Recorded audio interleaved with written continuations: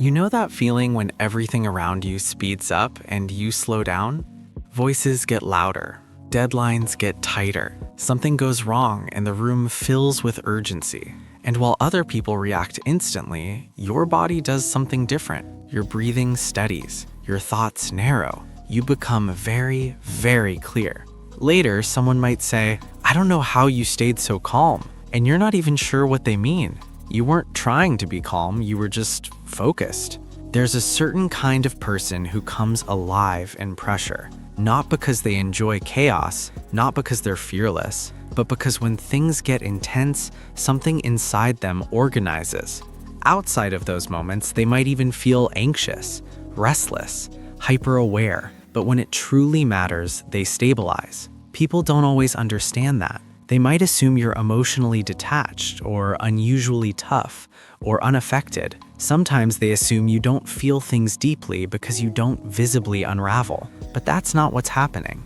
It isn't the absence of emotion. It's a pattern your nervous system learned. When people talk about special forces staying calm under extreme pressure, they often describe it like a personality trait, as if these individuals are simply wired without fear, as if they were born immune to stress. But that's not how it works. There's more going on here than people realize. Research on elite military units shows something surprising. Their heart rates spike under threat, just like anyone else's. Their bodies release adrenaline. Their stress response activates. The difference isn't that they don't feel stress, it's how quickly they regulate it. Psychologists sometimes refer to this as stress inoculation. Repeated exposure to controlled, escalating stress trains the brain to interpret intensity differently. Instead of "this is overwhelming," the signal becomes "this is familiar." The amygdala, the brain's threat detector, still lights up, but the prefrontal cortex, responsible for decision-making and regulation, stays online. Through training, it learns not to shut down under pressure. In simple terms, the body feels the surge, and the mind doesn't abandon it. What looks like calm is often practiced recovery. But this isn't only about military training. Some people develop a version of this long before any formal structure.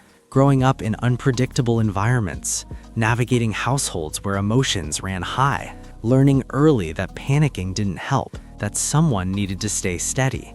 When chaos becomes familiar, the nervous system adapts. It stops treating intensity as novel.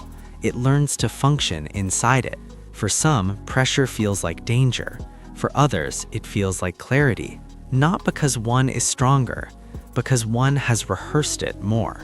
If you're someone who stabilizes in crisis, there's a chance your system learned that skill gradually. Maybe you were the mediator in arguments, the problem solver when things fell apart, the one who kept it together while others spiraled. Over time, the brain wires around repetition.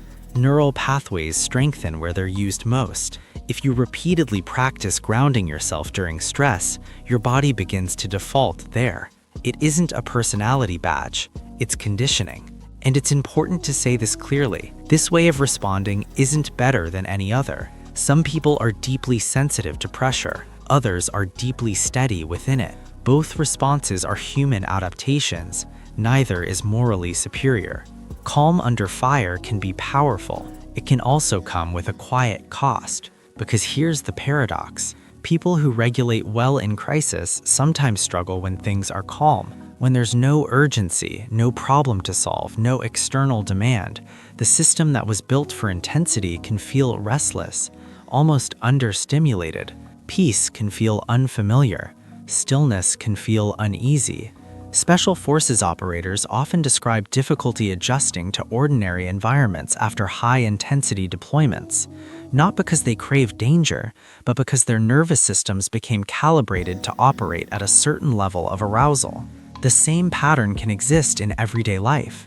If you learned to function best when stakes were high, you might unconsciously seek situations where you're needed, where your steadiness matters, where the pressure gives you shape. And when nothing is wrong, you might not know where to place yourself. That doesn't mean you're addicted to chaos. It means your body equates intensity with purpose. There's also another layer people rarely talk about. Remaining calm doesn't mean you aren't affected. It often means you process later, alone, quietly. After the situation is handled, the body keeps the score in subtle ways: tension in the shoulders, fatigue that arrives hours after the crisis ends, a delayed emotional wave once you finally feel safe. Staying composed in the moment requires postponing your own reaction, and postponed reactions still deserve space. The individuals in special forces aren't unfeeling. In fact, many psychological screenings prioritize emotional awareness and regulation, not suppression. The goal isn't to eliminate fear, it's to move with it without being ruled by it. That distinction matters. If you're someone who steadies under pressure, it may not be because you're detached. It may be because you learned that someone had to remain anchored. And over time, your brain became very good at it. There is strength in that. There is also humanity in recognizing it wasn't random. You adapted. You found a way to function inside intensity. An adaptation is not the same as being unbreakable. It's simply the nervous system doing what it does best, adjusting to the environment it repeatedly encounters. Some people cry first and think later. Others think first and feel later. Neither pattern is wrong. They're different rhythms of processing. If you'd ever wondered why you become strangely clear when everything else is chaotic, it doesn't mean something is missing in you. It means something was practiced. Calm under pressure is rarely about bravery in the cinematic sense. It's about familiarity, about repetition, about a brain that learned not to interpret every surge of adrenaline as a collapse. And if there's a part of you that only feels fully alive when something is on the line, that part likely developed for a reason. You are not cold. You are not strange. You are not broken for functioning well in intensity. Your system learned what it needed to learn. There may be other patterns like this woven quietly into you, ways you adapted that look like personality traits on the surface, but are actually history written into your nervous system. If this feels recognizable, there's more to uncover there, not to change it, just to understand it a little more gently.